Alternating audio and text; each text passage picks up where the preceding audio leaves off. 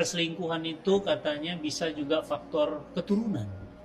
Jadi bapaknya, kakeknya, memang tipenya begitu. Ya. Sehingga anak cucunya juga iya gitu, atau perempuannya juga begitu. Karena pernah ini saya temukan perselingkuhan yang sisi perempuannya. Ternyata begitu dicek, memang ibunya juga suka genit gitu. Jadi akhirnya anaknya juga begitu gitu. Iya. Itu apa memang gen atau ada faktor apa? Kalau Imam Syafi'i mengatakan azina ad-dain, zina itu utang. Utangnya. Maka siapa yang tidak tobat dari zina, maka aktivitas zina itu akan lari kepada keturunannya. Entah keturunannya itu sebagai pelaku atau sebagai korban, yang dizinai atau yang menzinai. Maka mengapa orang yang sudah berzina, dia tidak bisa sekadar berpikir selesai minta maaf pada pasangan, tapi dia tidak membersihkan apa yang membuat dampak zina itu tidak lari pada pasangan. Karena bisa jadi keturunan Ya. lagi, keturunan dan Di keturunannya. Pertama apa? Karena zina itu adalah dosa yang sekait dengan hubungan dengan Allah dan setan sangat bagian dari perzinahan. Maka seolah-olah zina itu adalah ikrar untuk setan untuk bisa menggoda keturunannya. Jadi ketika kita senang berzina, maka secara tidak sadar kita membuka keran untuk keturunan kita untuk didatangi oleh setan, untuk dari awal setan sudah mendarah daging dalam tubuh dia. Sehingga syahwatnya anak kita menjadi berlebih. Ya, kenapa? Karena dikompori oleh setan. Anak kita baik laki perempuan berlebih, sehingga mata dia memandang sesuatu, kalau yang lain itu bergairah tapi bisa menjaga, kalau ini enggak, dia tidak bisa mengontrol dirinya, maka dia bisa menjadi pelaku atau bisa menjadi korban perzinahan.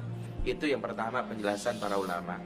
Yang kedua adalah secara konsep bahwa apa yang dilakukan orang tua itu sejatinya didengar dan dilihat serta diprasastikan oleh anak. Maksudnya gini, aktivitas ibu yang mungkin di masa lalu itu ada lisan-lisan yang terdengar ke telinga kita, dan secara tidak sadar masuk ke alam bawah sadar untuk menjadi pembenaran. Ya, ibu aja gue begini, bapak gue gitu, bapak aja gue begitu, dan itu masuk ke dalam alam bawah sadar. Kenapa?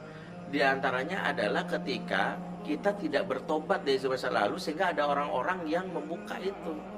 Itulah mengapa di makna istighfar itu adalah mohon ampun. Istighfar itu kan bukan saja diampuni, tapi ditutupi aib sampai keturunan kita nggak tahu.